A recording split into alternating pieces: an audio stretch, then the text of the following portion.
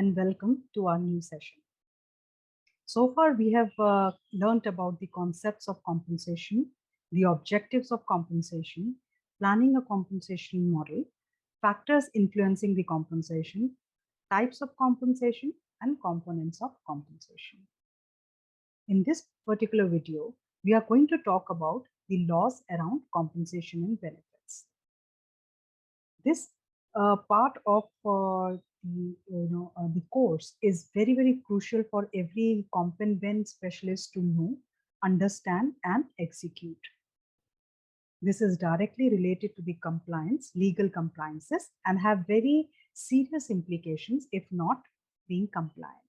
Hence, it's very crucial and important for everyone, every person managing the comp and ben to be very thorough with the subject.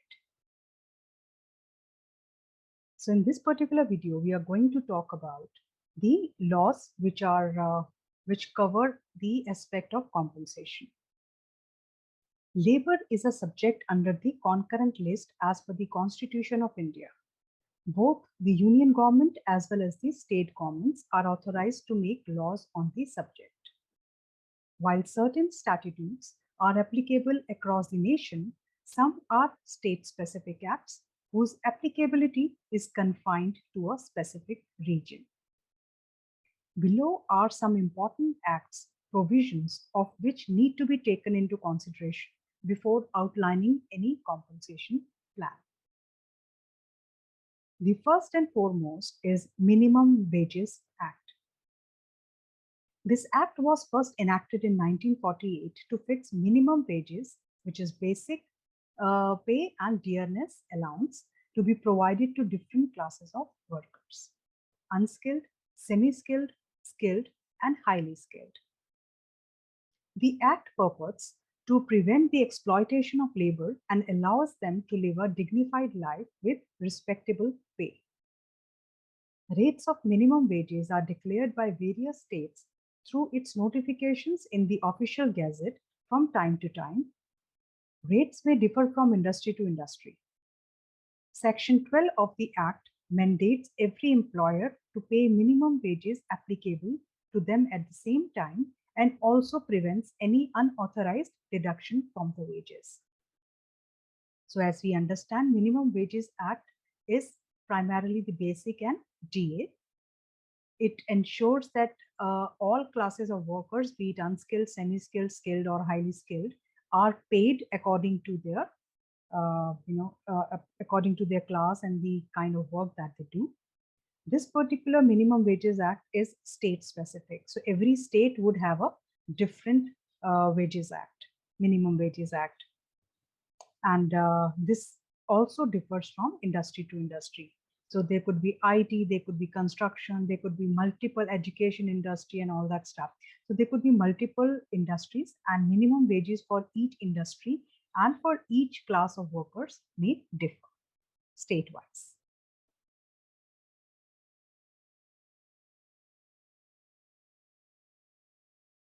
Second is the House Rent Allowance Act.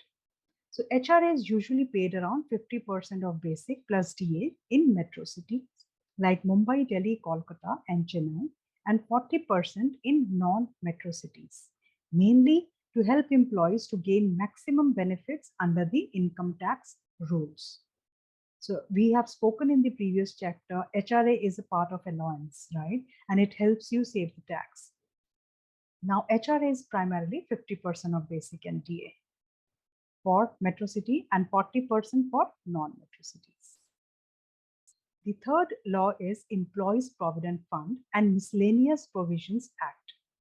So the PF Act tops the list of social security legislations for a myriad of reasons. Provisions under this act provide cushion to the employees post their retirement. Even though the act was first enacted in 1952, modifications have been made to it from time to time. It covers three important schemes. One, Employees Provident Fund Scheme, 1952, provides retirement corpus. Second, Employees Deposit Linked Insurance Scheme, 1976, provides insurance cover.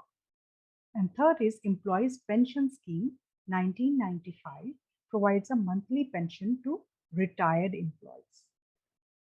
The key highlights for this particular PF Act, the applicability is every establishment employing 20 or more persons must have registered for Employee Provident Fund. PF contribution has to be made both by the employees and the employer. The contributions get accumulated in the Provident Fund in the name of the employee. The contribution of the employer is 12% of basic wage plus dearness allowance or DA. The employee makes an equal contribution. So 12% of your basic plus DA from the employer and same equal contribution from employee's salary that gets deducted from your gross salary. Fourth law is Employee State Insurance Act. The act enacted in 1948 is a first of its kind to provide compulsory insurance cover to a certain class of workers for medical care. Important benefits that a worker as well as their family get under this act are sickness benefits, disablement, wherein one gets injured at the place of work, the employment injury benefit, dependence benefits, maternity benefits, and medical benefits. The key highlights is applicable to all establishments employing 10 or more persons. Employee eligibility is an employee drawing monthly fixed gross salary up to rupees 21,000. That's the cap. So anyone drawing a salary within less than or equal to 21,000 are eligible for ESIC. Contribution, currently the employee's contribution rate with effect from 1st July 2019 is 0.75% of the wages, and that of employers is 3.25% of the wages paid or payable in the respect of employees in every wage period. Employees in receipt of a daily average wage up to rupees 1,137 are exempted from payment of contribution. The next law that we are going to talk about is the Payment of Bonus Act. The first enacted in 1965. This act was amended recently in 2007 and then again in 2015. Employees play an important role in helping their organizations earn a profit, which is essential for the overall growth of the economy. Therefore, this act was brought in to ensure that certain classes of employees, especially those working at the ground level, get their legitimate share from the company's profit. The highlights: applicable to organizations employing 20 or more persons. Infancy benefits. Now, new establishments are given infancy protection of 5 years to come under the purview of Bonus Act, which basically means new establishments earning profits within the infancy period of 5 years shall pay the bonus for the accounting years in which they earn profits. So the new startups, they get the infancy protection of 5 years to to come under the purview of Bonus Act. They have to pay this bonus after the 5 years of infancy period, and then they start earning profits. Employee eligibility: in monthly salary less than or equal to 21,000 and minimum 30 days of working in that financial year. So like ESIC, any employee who has less than or equal to salary of 21,000 per month, gross salary 21,000 per month, and who has spent at least 30 days of working in a financial year is eligible to get the Payment of Bonus Act. while this would definitely get prorated for the period one has been working in an organization under that financial year. Percentage of bonus is minimum 8.33%. Time limit to pay bonuses within 8 months from the end of accounting year. And bonus calculations is considered as 8.33 uniformly for better understanding. The next act that we are going to talk about is the Payment of Gratuity Act. The term gratuity is derived from the word gratitude, which means thankfulness. It is paid by the employer to his employee as a token of gratitude for serving the organization for a longer period.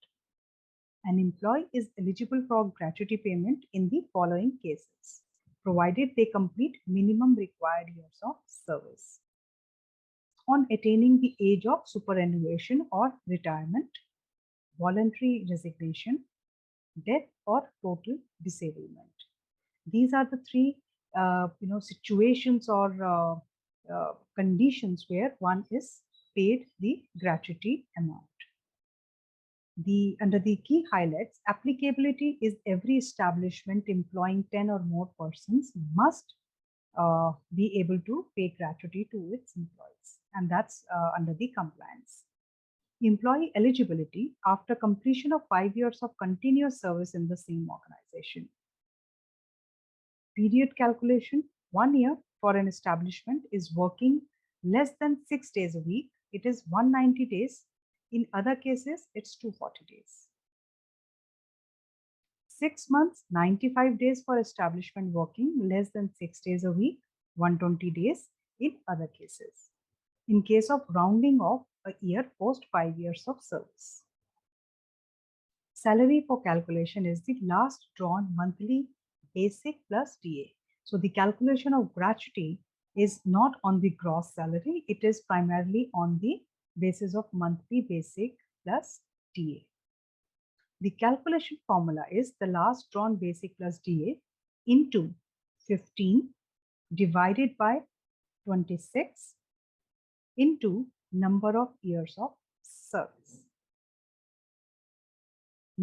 So basically this means 15 days salary in a 26 days of working in a month into number of years of service. So last on salary plus DA into 15 days divided by 26 working days in a month into the number of years of service.